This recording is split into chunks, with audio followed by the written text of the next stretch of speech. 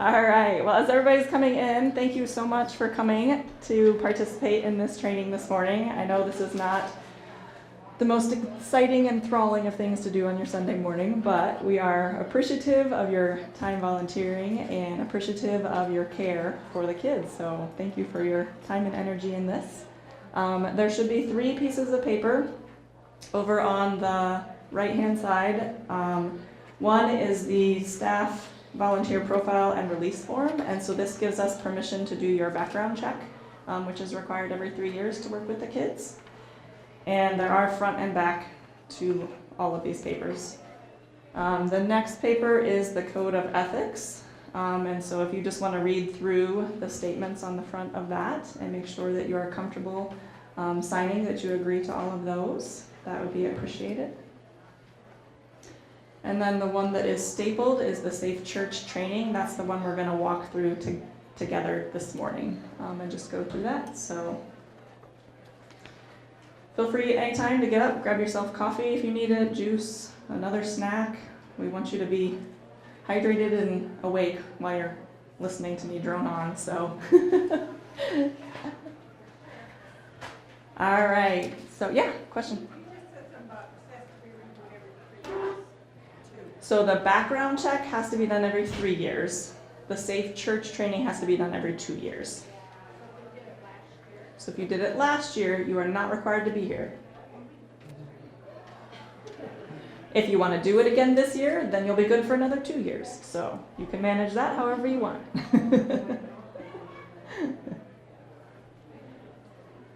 All right, well, I'll let you guys work on that, and I'll get started with a little bit of the intro stuff here. Feel free to ask questions at any point. It's easier to answer it when it's on your mind than for me to remember at the end to come back. So, all right, so why are we here today? So you as volunteers working in all of our programs with our kids represent the church. And so we want to make sure that we're creating a safe environment for being and making disciples within our church and our local community. The hope is that as we increase our outreach program, we're going to be drawing in more people from the community. And so this is a representation of God's love in those circumstances. So we definitely want to create an environment with reduced potential for abuse. We don't want people in power to be exerting that power inappropriately, but we want them to be guiding and sharing that servant leadership. And so that's what we're hoping to create. We want to have procedures to follow in the event that abuse is alleged or suspected. So part of attending the Safe Church Training is a protection for you, right? If there is an accusation made of abuse, then people have gone through the training, they understand the policy, they were following the procedures that we've outlined to keep you in a position where there will be reporting that we can get information if needed. We want to protect volunteers from false accusations. So there is the possibility, although it seems very slim, that people would do that. We do want to protect you from that. And we want to protect the church, of course, from any liability from those types of circumstances. And then for more information, a lot of this policy was created from the book Future Impact, Connecting Child, Church, and Mission. So you're welcome to review that in our church library if you're interested in more information. All right, so this is just the general volunteer requirements. Kind of went over this already, but the staff volunteer profile release, again, is something that you will fill out to give us permission to do your background check. Every 2 years, you'll go through the Safe Church Policy Review and Training and the Code of Ethics, which is the other paper there for you. Every 3 years, we do the background checks. And then just as general volunteer requirements, we want you to remember to be non-discriminatory towards participants and that you're representing Jesus and Christ-like manners to the children. So, all right, so knowing that you're working with children, what are appropriate interactions to have with children? You can just call out answers. You don't even have to raise your hand for me. It's not a trick question, I promise. You guys all know the answers to these. Be patient, absolutely. You want to be kind towards them. Be a good listener, absolutely. You want to hear what they have to say.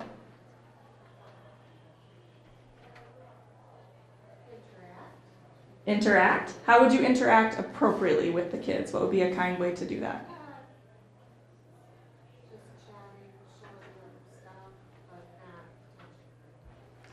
Asking questions, being interested in them, right? Who are you? How can I learn more about you? Find out what excites you, and maybe we can talk about that for sure.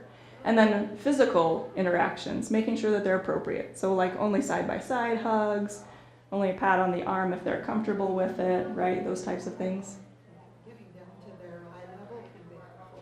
Getting down to their eye level so that they can feel heard and connected with. Absolutely, that's a great one. All right, let's make sure we cover them all here. So be encouraging, right? You're here to be encouraging to the children in these programs. You want to be respectful, just like you're asking them to be respectful of you as the teacher or the leader. You're going to be respectful back to the kids. You're going to use words of praise, right? As often as you can catch them doing something right, that's the message we want to be sending. When are they doing something correct? Being sure to give equal treatment. I hesitate to say that one because some kids you really have to watch closer than other kids, and I acknowledge that, so please do that. But if you can make an acknowledgement of each of the kids in your program and not exclude any of them because you're spending more time with one, that would be helpful. Protect them from shame or humiliation, right? When you're teaching, you're not going to use shame or humiliation in your lesson. You don't want to allow that from the other kids in the program or from other leaders in the program. So being mindful of that. Maintaining order through cooperation. Of course, we always want them to be happy to be there. That doesn't mean that they always necessarily are, but sharing the expectations and helping them maintain that is the ideal way to get through that process. Making sure that there's always a door open or you're in front of other people when you're interacting with kids. You never want to isolate one kid by themselves with you in a closed room. So making sure, just be mindful that there's other people around if you're having an interaction with a kid. A pat on the forearm or shoulder is an appropriate touch as long as the kid is comfortable with it. So you're welcome to do that. Light squeeze of the hand, again, if the kid is comfortable with it. These are appropriate things that you can do to help them feel comforted if they're having a hard time, or if they just look like they respond better with that physical connection. Side-by-side hugs, right? Never full front-on hugs. And then the rule of 3. Have you guys heard us talk about this around the church before? Can anybody explain what that is? It's better to have a buddy, right? There should always be 3 people, if appropriate. So the exception is going to be when we talk about restroom policy for like the children's worship, stuff like that. There might only be 2 people. But in general, you should have at least 3 people, and of those 3, 2 of them need to be unrelated. So you can't have a mom and dad and a kid of the same family teaching children's worship, right? We need to have a third person that's in there of a different family, so it doesn't look like they're protecting anybody in that family.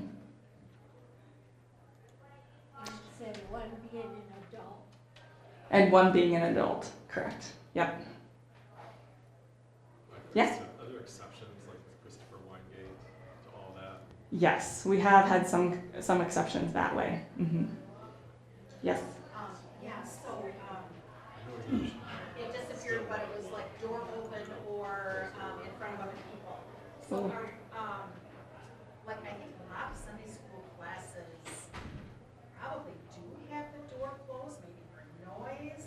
I mean, there's always the window. I was going to say, if the door is closed but the window is there, then that is appropriate. Because anybody could stop by and check to make sure that nothing inappropriate is happening. Yep. So you can close the door as long as there's a window in the door. So there is an opportunity for somebody to look in should they need to check on that. Yeah. That's more for like if you were one-on-one, right? Like it's the whole class that's in there, right? Our numbers in there? Well, if the whole class is in there, right, then you're kind of in the rule of 3. There's more than one person in there. Yep. So that's also appropriate. Yep. All right, so as you're working with kids, is there appropriate discipline that you can use should something come up? I know you guys have been in these programs for a while, and this has happened before, so what have you learned works? Sit out, yep, if they need to take a break from the rest of the group, that is okay. Sit by the teacher, yep. They tend to be less inclined to continue with shenanigans if they're by the adult. That's a great option.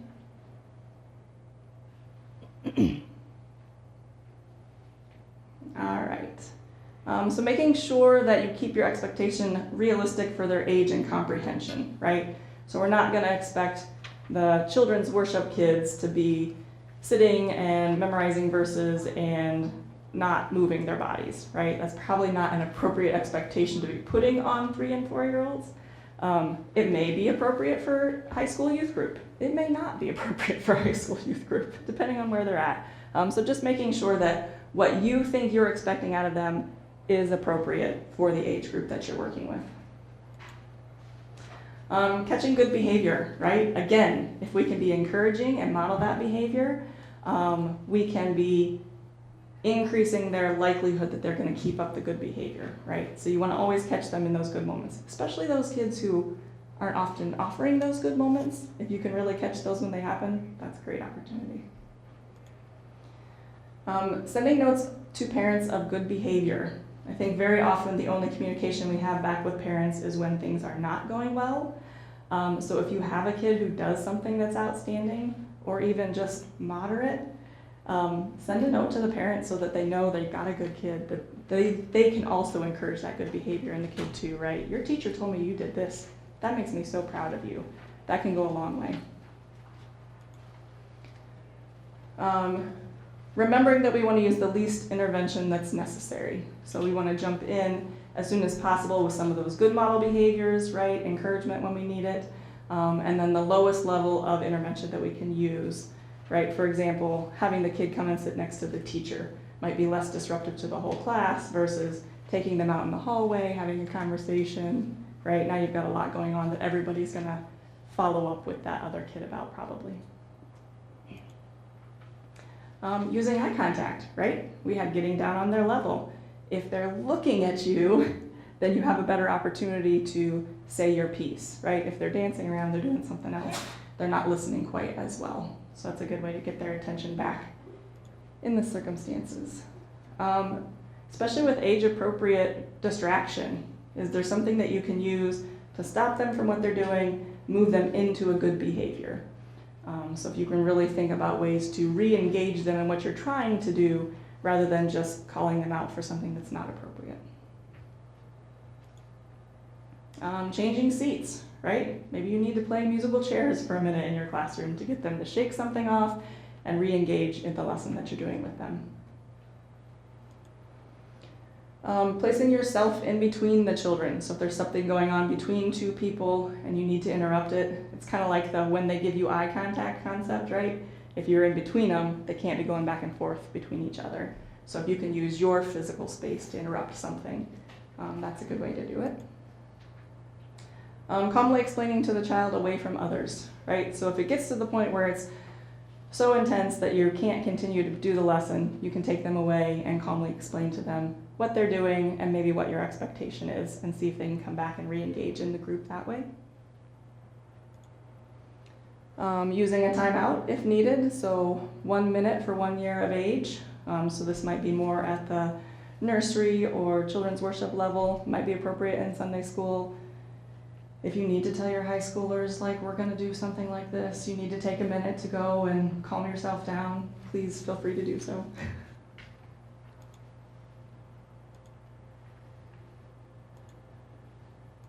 All right, when would you use appropriate discipline?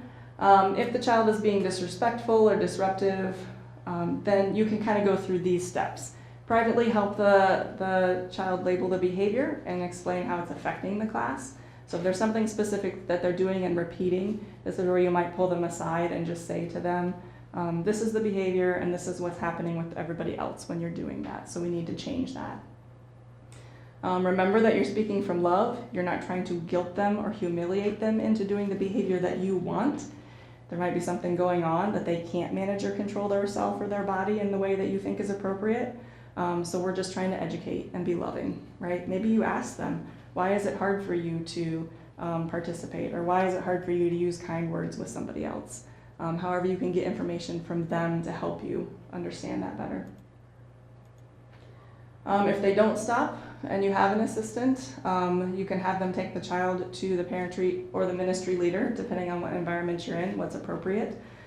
This may be, we're going to go talk to Pastor Eric, or we're going to call your parents. Or, in Sunday school, we might be calling Sue in, or we're going to go find your parents or something like that.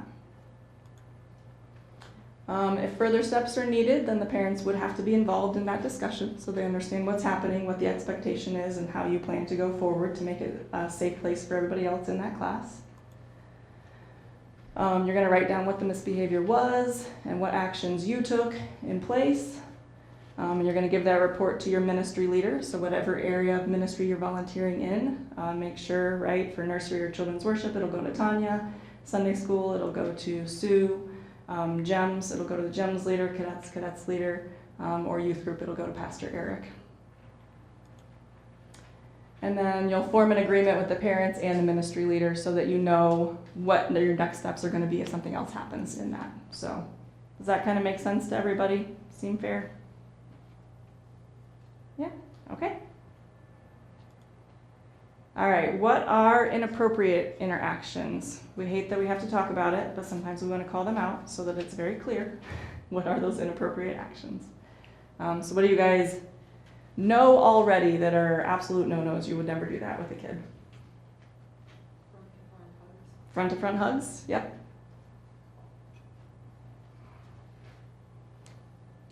I know, nobody wants to say it out loud. That's okay. So losing control of yourself. Right? That's part of the showing the love of Jesus. You don't want to get out of control and model that behavior in front of a group of kids, right? Especially middle schoolers. That's just not going to go well for you. So if you find yourself getting to that point of frustration, ask another leader, take a step back before you get to that point. You don't want to blame a child for an adult behavior, right? If you lost control of yourself, then you absolutely don't want to say, well, if you kids had been acting right, then I wouldn't have lost control and yelled at you, right? That's absolutely not how we're going to go down. You as parents know that. You as grandparents know that. That's not how you're teaching the kids the right behavior, right? Verbal manipulation, right? So I'm not going to be shaming or blaming you into doing, again, this kind of behavior. We're using encouraging words. We're using kind words. Emotional manipulation. All your friends aren't going to like you if you do something or don't do something, right? We're going to make sure and not use that as threats. We're going to be kind, again, in all those interactions. Telling or threatening the kids never to tell anybody else. If you feel like you need to say that to the kid, you need to check yourself because you're probably not doing something appropriate, right? So it's never okay to tell the kids this is a secret. We're keeping it between us. They should always feel comfortable going to their parents, ministry leader, somebody else with any interaction that you have with them.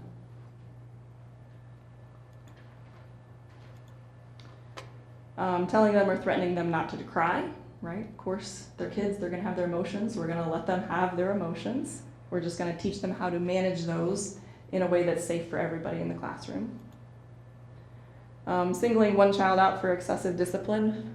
Again, I understand there are some kids that need more watching than others, and that's not what we're referring to here. But this is if everything else is on an even playing field, you're not going to spend more of your time correcting one child than anybody else in the room, right? We're looking for those encouraging opportunities. No physical discipline, that is not allowed. No kissing, massaging, bear hug, or contact with private parts, right? Again, shouldn't have to say it in church. We should all know this, but we're going to say it out loud. No sexual manipulation. All right, so do you guys have any questions about the basics kind of for everybody at this point? Seems fair. You've heard it 500 times. You feel good doing it again? Okay. How many volunteers here are part of One Way or Fish Ministries? Awesome. Okay, we'll go through that. How many are Sunday school? A couple? Great. And then nursery or children's worship? Perfect. Okay. So we'll go through a couple of individual sections. Before we do that, if you want to look at your Safe Church training, so that's the stapled page. And first 3 questions, everybody needs to answer those, so let's just go over that. So it's important to follow the rule of 3, where at least 3 people, with 1 being an adult, are present at every function in each classroom, vehicle, or other enclosed spaces. So which of the answers below are correct? That is the policy with the exception of the restroom policy as appropriate for the age of the children. That is the policy with no exceptions ever. That is the policy that is not an expectation we follow at FCRC, or none of the above answers. Call it out. What do you call it? First one, correct. Yep. That is the policy with the exception of the restroom policy that we're going to cover in just a minute here. Physical interaction is allowed as followed: a brief side-by-side hug, a pat on the forearm, shoulder, or slight squeeze of the hand. Physical interaction will happen with a door open or in front of other people. No kisses, massages, bear hugs, or contact with private parts is allowed, or all of the above. All of the above. Good job. If a child is misbehaving, the following options are appropriate to follow. Review your expectations are appropriate for the child's age and comprehension. Use distraction to move the child away from the misbehavior, perhaps by making the child a special helper. Place yourself between the misbehaving children or change the seat assignments. Take the child aside and explain the expected behavior. Catch the child in good behaviors and compliment. If the behavior does not stop, reach out to the ministry leader or the child's parents, or all of the above. All of the above. Perfect. You guys all get an A. All right. So next I have information for youth. So this is GEMS, cadets, and youth group leaders. So you have a few more things in your policy than some of the other people. Ordinarily, rule of 3, there should be at least 2 unrelated adults with the kid. If this is not possible, then the parent should be notified. So if you have a small group and you end up having a less number of people than you were expecting, right, you would just make sure to contact the parents so that they know you have less kids than expected. The recommended ratio in youth ministry is 1 adult to 8 youth. This may be different for off-site events where there might be other staff present at the place you're taking, so you can have less of your own ministry leaders because you know there will be other people watching them there. During scheduled events, adults must know where the youth are, right? They're not just roaming the hallways and we have no idea what's going on. If a youth leaves an event without permission, then the parents will be notified immediately.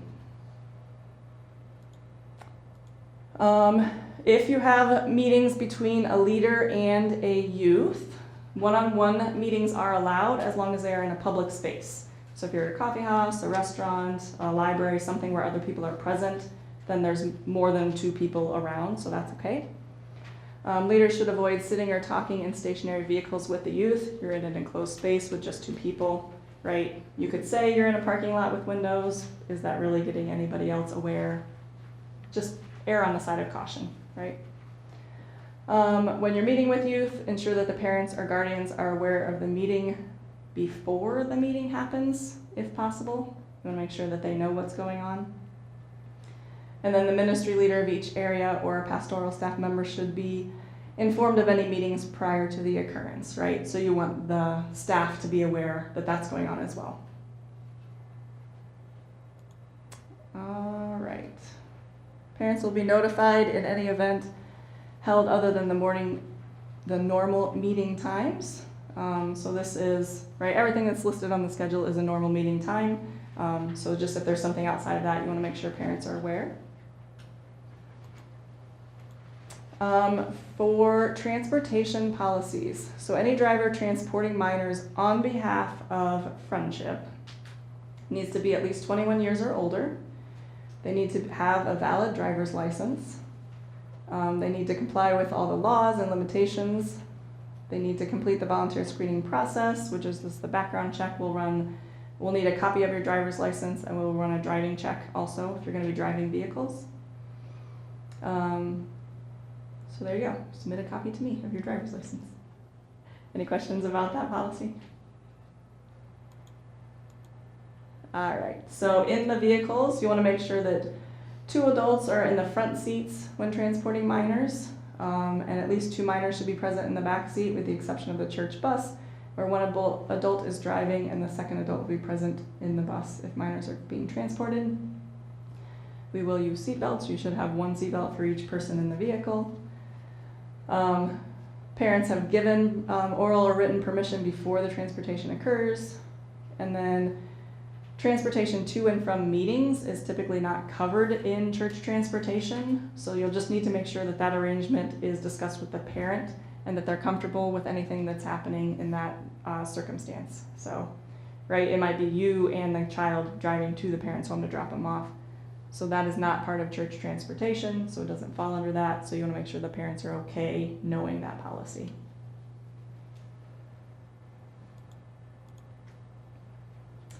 All right, permission slips for off-grounds events are to be signed by the parent or guardian and collected before youth are allowed to participate. This is what you guys signed when you signed your kids up to be in youth group or gyms or cadets. You signed that little form that said that they can do that.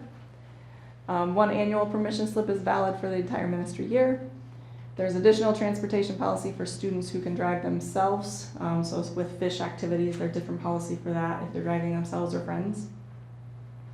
And then there's additional policies for international travel, which all of you are aware if your kids have gone on the Spain trip or the Guatemala trip. And we were glad to have them all in place. So, all right, and then lastly, overnight events that might occur with these kids. So prior to any event, right, they must be registered, and the youth will agree to the code of conduct policy. So that's again on the registration whenever you sign your kids up for youth group, GEMS, or cadets events. That's on there and accessible. There should be at least 2 leaders present at all times at overnight events. There will be separate sleeping areas for males and females. There will be at least 1 adult and preferably 2 designated in the areas and present for the entire event. And male and female adults must be present for all co-ed overnight activities. So have you guys had any problems with any of these things happening?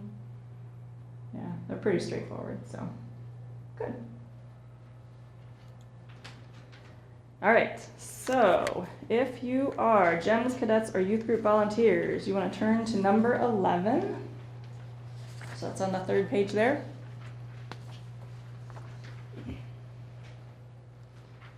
So that first one, the expectations of volunteers working with youth ministry include, I'll let you guys read through those and call out what your answer is.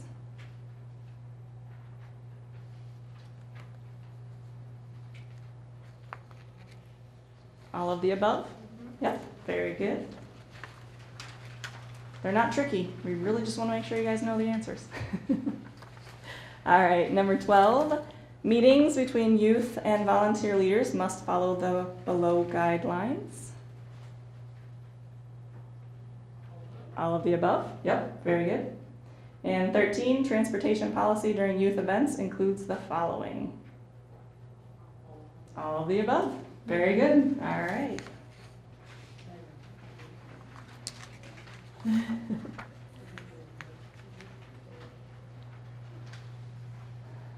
All right, so Sunday school volunteers. So these will be questions 9 and 10. So the ratio for Sunday school is 1 adult for 15 students. We clearly trust you more than the youth leaders. You can have a bigger crowd. I'm just kidding. You have a smaller time frame. We think you can corral them. Classrooms will have a window in the door, so that's church policy. It's already out there. One-on-one meetings with children away from the presence of other adults or group members is not allowed. Very good. All right, restroom policy for Sunday school. Elementary age kids can use the buddy system. So if somebody needs to go to the restroom, you want to send them with 2 people. 2 children can go to the restroom together. If they have not returned in 5 minutes, then the teacher can call the children's ministry coordinator to retrieve them. So you should have Sue on speed dial, be like, I've lost the kids, bring them back to me. Just kidding. All right, so just awareness for you guys that the security team is here on Sunday mornings. So some of their responsibilities include if there is a missing child emergency, that would be the first person you would contact, right, is your security team member. A non-emergency missing child, if they went to the restroom and didn't come back and you didn't get a hold of Sue, then you talk to the security team. If there's a fire emergency in the building, if there's tornado or severe weather, or if there's a medical emergency, that security person is the one that you can go to get help with that. All right? Question? Actually, I just wanted to clarify something from the previous screen. Oh, yeah. About the one-on-one meetings. Yes. It's not being allowed. So if you're a Sunday school teacher and you ever have just one child show up for class that day, which has happened. Yep. There's no class for that day. Either that child can go into another classroom, maybe the grade above or below it, or be a helper in a class for smaller kids, or kind of depending on the age of the student, because you maybe wouldn't want a kindergartner roaming the halls for the whole, time. Yep. But, yeah, they may not have class with just one student, so. Correct, yeah. I'm going to repeat that just for the training. But in Sunday school, if only one kid shows up for class, then you will not have class with that one kid. We'll come up with an alternative, whether it's going into another classroom, being a helper somewhere, or whatever's appropriate. We'll work to make sure that that's appropriate. Good, thank you for that clarification. All right, so Sunday school volunteers. Question 9. The expectation when working in Sunday school include, I'll let you read through those. All of the above. Yep, very good. Children who need to use the bathroom during class time will need to use the below guidelines. 1 and 2, correct. 3 off. Just had to change something. All right, for nursery volunteers. Ordinarily, we'll only have scheduled volunteers or approved substitutes in the nursery. So if you haven't gone through training, you're not to serve in the nursery, basically. Youth may only volunteer with direct adult supervision. So if there's no adult in the nursery, there should not be other youth in the nursery. Youth volunteers must be at least 10 years or older. Again, rule of 3, there'll be a minimum of 2 unrelated adults present anytime the child is in the nursery. So if you are the only volunteer in the nursery and somebody's trying to drop their child off, you'll have to tell them, I need you to wait until my second volunteer gets here, right? Just safety for everybody involved. No volunteer should leave the nursery with a child unless it's for the bathroom. If you need to call a parent during service, that's why we have the number system at the front of the sanctuary.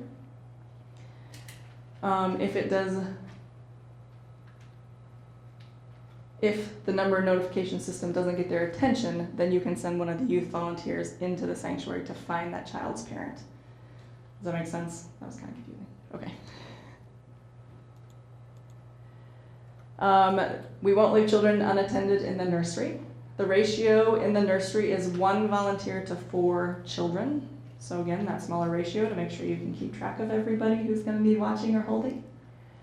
If there's a split door, that will be having the top half kept open, right? So anybody can see into that nursery. Remember, your volunteer shift starts 15 minutes before the scheduled activity begins, so people will have time for drop off and you can label belongings and everything. If the child has been crying for more than 10 minutes, ill, injured, or needs medical attention, you're going to contact the parents right away. All right, parent-guardian expectations. So should you need to remind parents as they're bringing their children, they'll not leave their children unless there are 2 adults, right? So they cannot drop them off unless you have 2 volunteers there. They must sign their child in at each visit so you know who the contact person is. Any care instructions should be written down so that a volunteer can reference them when they're in the nursery watching the kids. The name tag should be placed on each child in the bag to make sure everything goes back with the correct family at the end. The parent or guardian will remain at Friendship during the scheduled ministry unless off-campus arrangements were made prior to the event. So we don't want parents dropping kids off in the nursery, running out to the grocery store during service, and coming back to pick them up, right? Only the adult with a child safety token that matches on the sign-in sheet may take them out of the nursery. So this is not grandparents, siblings, that type of thing. The person with the token is the one that can get them. And I know it's hard, especially when we know everybody, right? You're like, I want to do that. I'll make an exception for you. We're trying to hold to this. just gives us credibility should something else come up. All right, diaper changing. Only adults. The youth volunteers are not allowed to do the diaper changes. Adult volunteers may not help if the parent has requested to be contacted to change their own child's diaper. So in that sign-in form, if they say, please call me to do it, then we'll call them to do it. Great, less messy work for you, right? Ordinarily, a female is preferred. We're only going to change diapers or clothes in sight of another volunteer, right? Again, making sure we're in the open. And make sure to wash hands after changing diapers. Hope we don't have to tell you guys that, but it's in writing. Now we've said it out loud. Okay. All right, the nursery restroom policy. Again, if you have somebody who's potty training, only adults will help with this. If the parent has requested they're the one to help, then you're going to contact them and you're not going to do it yourself or try first. It is preferred that the adult helping in the restroom is of the same sex as the child. If the child requires no assistance, then they'll just remain outside the restroom door. Yes, you are going to leave it open because I know that they need to be observed when that's happening. If the child does require help, then you'll do it with the door open still. Children should use the closest facility to their ministry area. If that is occupied, then you may escort them to a different facility. Of course, we want to make that happen in a timely manner for them. And then an adult who has helped the child will wash hands, theirs and the child's, after the restroom is used. So, straightforward, pretty easy. Children's worship volunteers. So again, youth volunteers will be at least 10 years or older to help with this program. At least one of the youth should be unrelated to the adult volunteer. So when you're scheduled with not only your children, that's why, because we're following this policy. Volunteers will escort the children to their respective classrooms as you guys are leaving sanctuary. At least 2 unrelated volunteers will remain in the classroom until all the children have been picked up. So that is the hard one, right? You want to make sure that you have those 2 unrelated in the classroom until everybody has gone home. All right, so the Children's Ministry Coordinator, Tanya, is available on Sunday mornings if you need a substitute, or we'll arrange something beforehand.